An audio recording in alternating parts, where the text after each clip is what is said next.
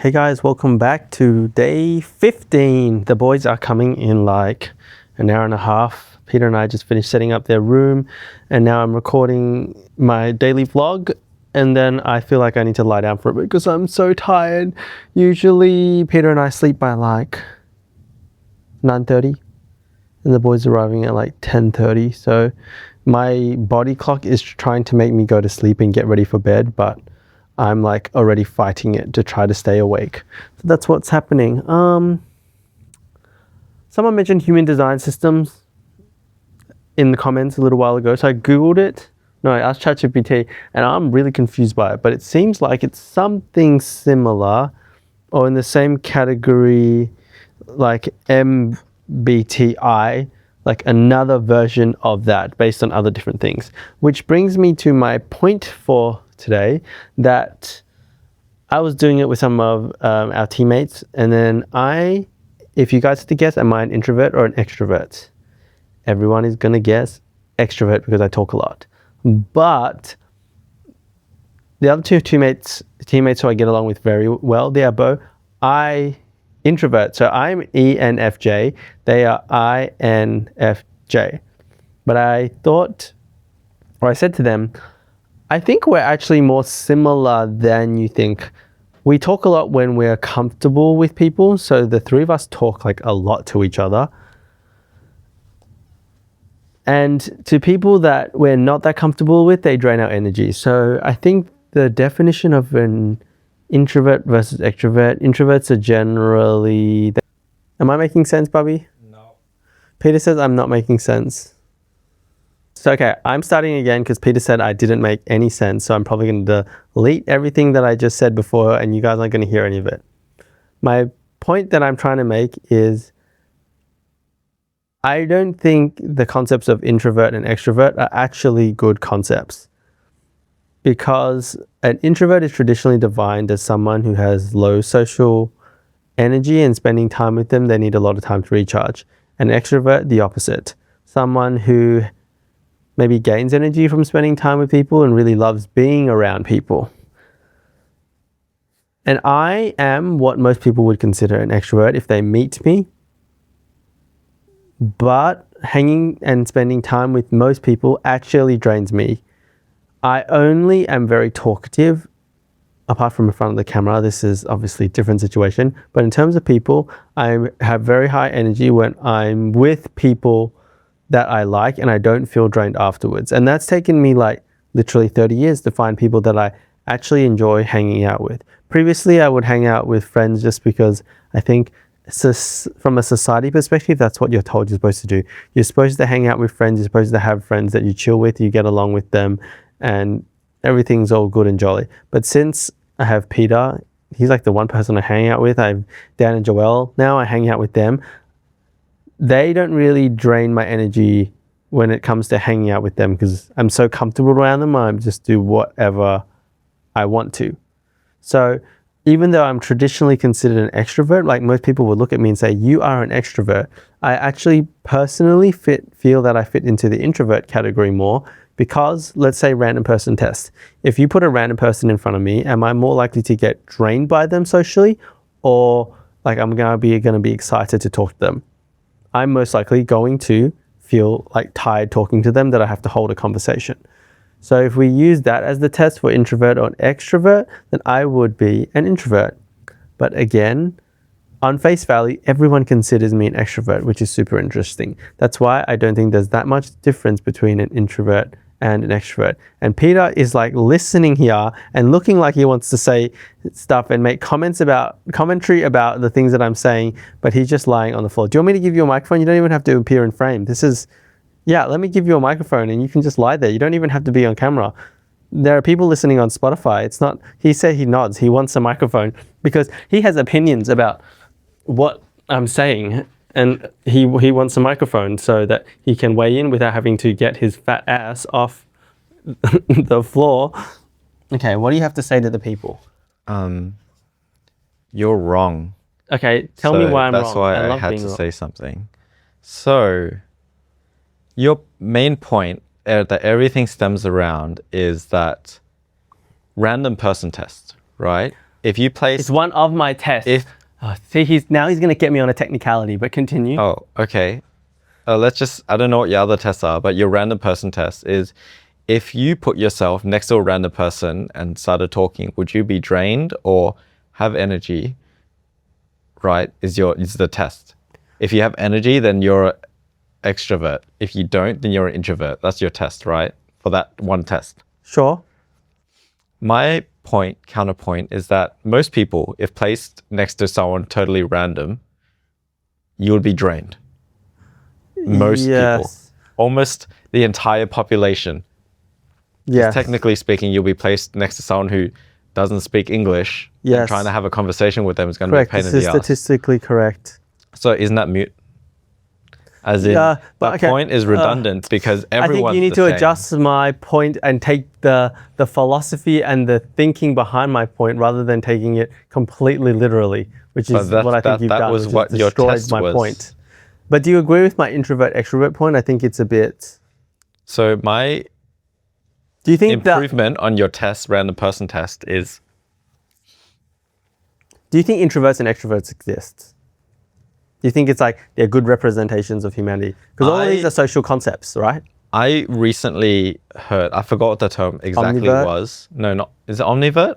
Is that one that's been between? Because no, that's ambivert. Ambivert, because there's a new one called ambivert. It's called something else. Not even ambivert, something. Maybe it's like... Because, so what were you going to say? What's your adjustment to my test first? Maybe my adjustment to your test is that because everything's a scale, right? The entire world is a spectrum. Everything's a scale. Yes. Right?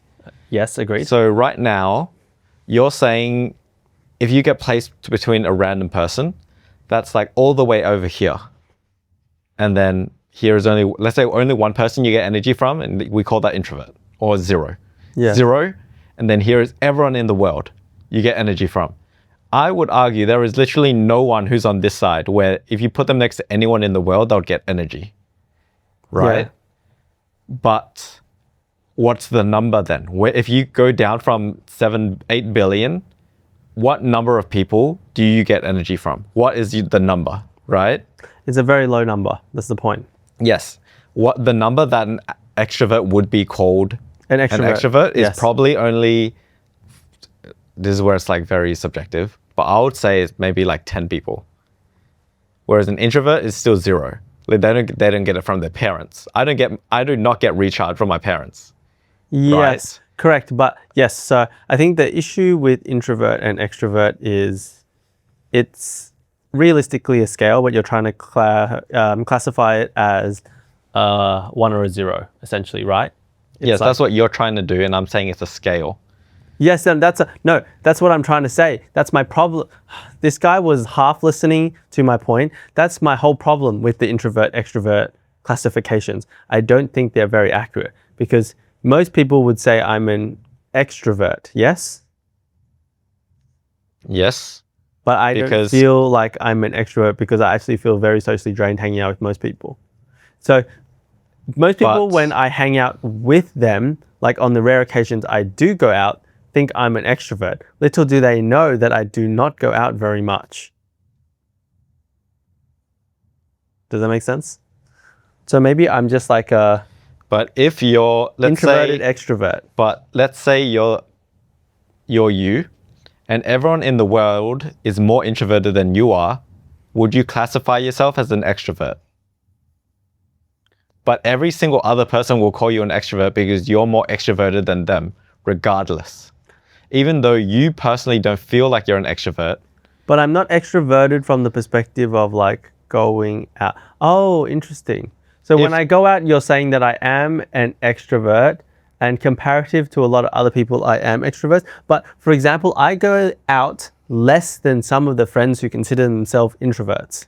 So maybe I don't know, maybe I've just got this whole concept of what an extrovert or introvert is wrong. But previously when I Googled the definition, it was talking about like social battery.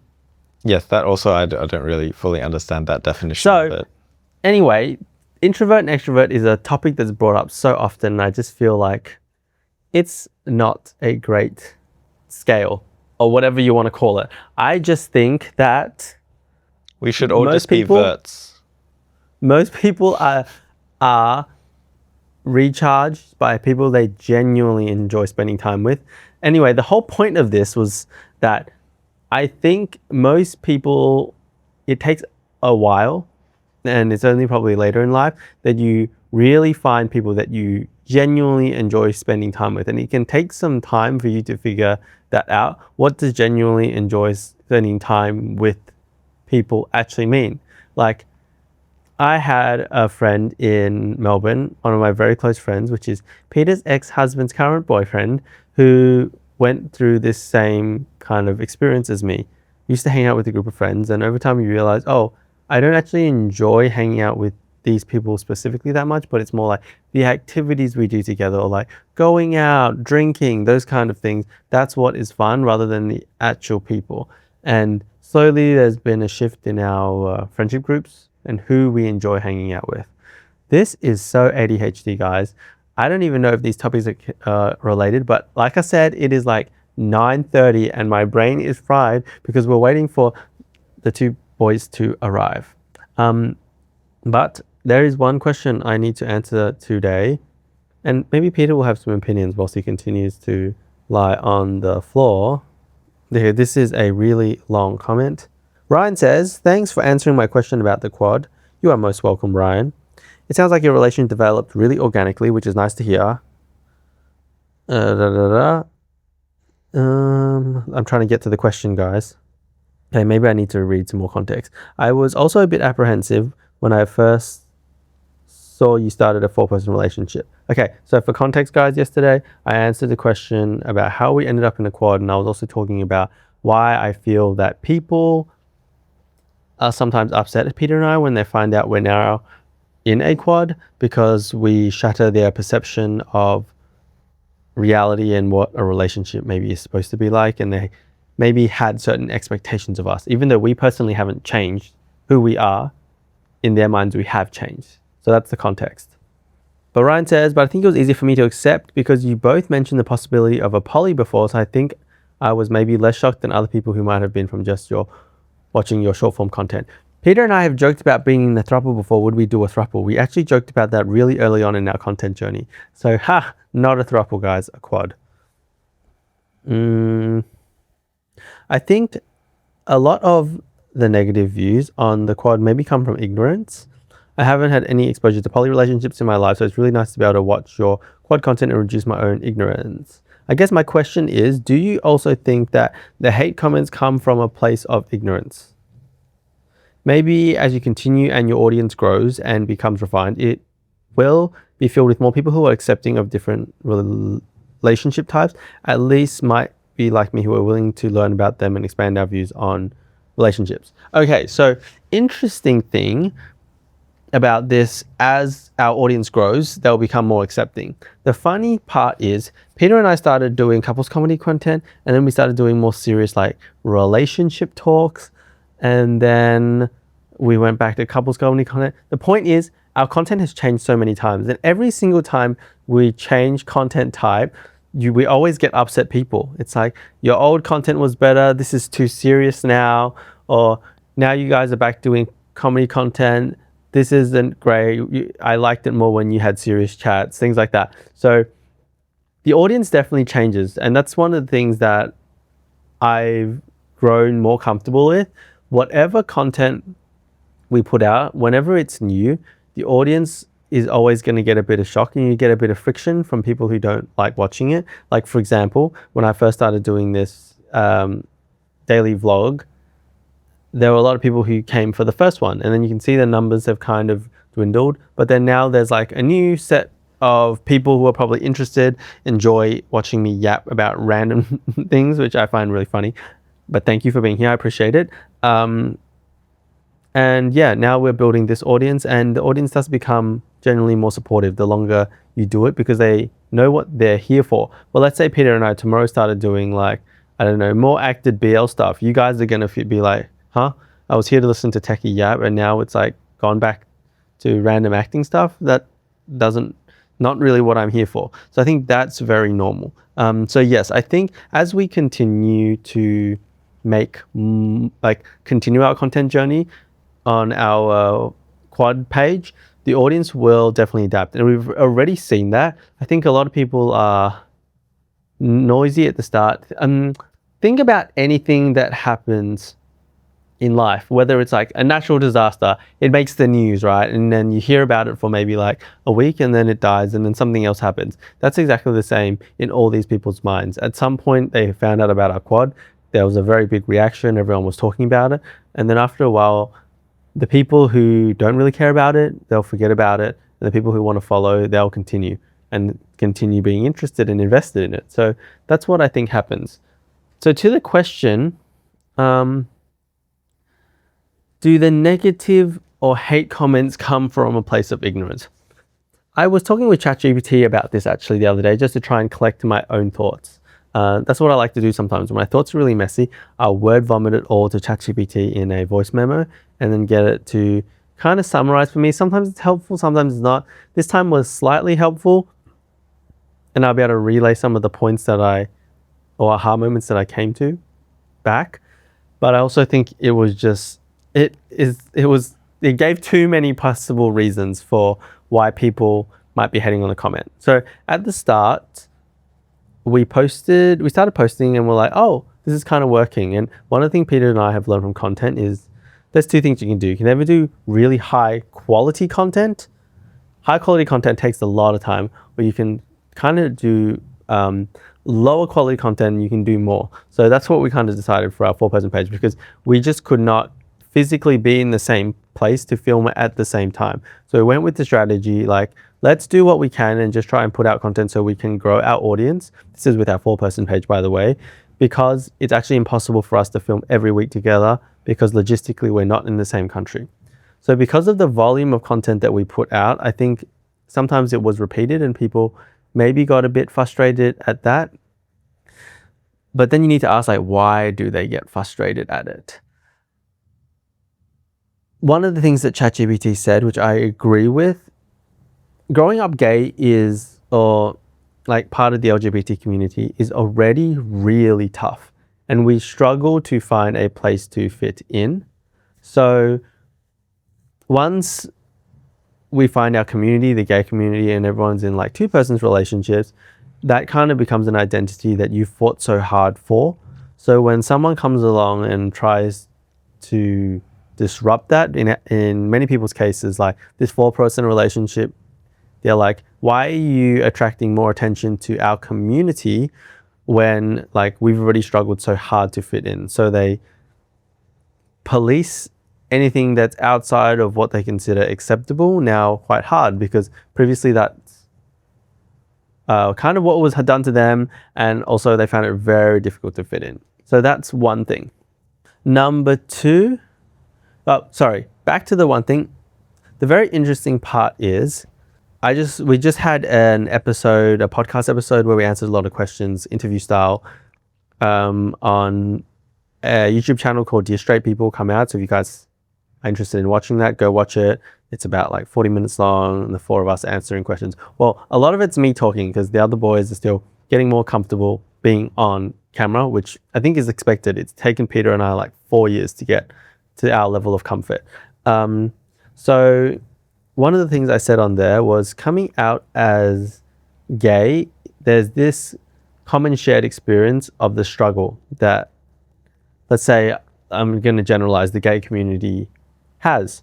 And all we're trying to do is love who we want to love. And now coming out as the quad, all we're trying to do again is love who we want to love. But suddenly the gay community, who we feel like we have this shared experience of coming out to love, let's say, a man, because that's who we want to love. And now they're like, no, you cannot love who you want to love, because you're only allowed to love who I think is socially acceptable for you to love, which is just one man. You can't love more than one man at a time. So that was incredibly eye-opening, that people in many ways are comfortable. And this comes back to what I was talking, I think 2 days ago, about perspective. People are comfortable with what they're familiar with. And often things will come into your life that are unfamiliar, and the initial reaction for many people is not logical, it's emotional first, and then you only follow up with logic later, because emotion is your brain's way of telling you how to react without having to put too much energy into thinking. In order to understand your emotions and break it down, turn those emotions into a logical understanding, that requires effort, time, and your willingness to sit down, which is energy. So that's why people always react emotionally first to things, even myself. And when we put our 4-person relationship online, it's outside the bounds of ordinary for a lot of people. So that's why I think we attracted a lot of hate comments.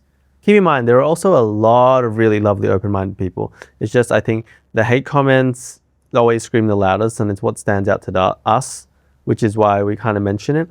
And one thing I just found out recently about Joel and Dan and Peter and I is that we were all bullied in primary school, high school, because it was challenging for us growing up as kids who were different. We didn't fit into like the traditional straight kids. So as a result, I feel like we're all more sensitive now to comments because we've struggled to fit in. It's been difficult.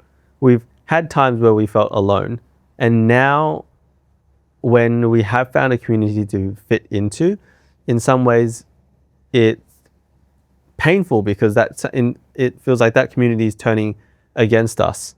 But the good thing is it's a journey in maturing and developing and recognizing, reading these comments, sometimes I sit with Peter, I'm like, why do I feel like this? And he'll help me break down why I feel like this. Okay, those people, they don't have the whole perspective, or they see things a certain way. So it's a very long-winded way of saying, yes, I think the hate comments arise out of ignorance in some ways. And these people, I don't think anyone, okay, I'm the type who thinks that no one is intentionally malicious. It's like subconsciously hating or angry.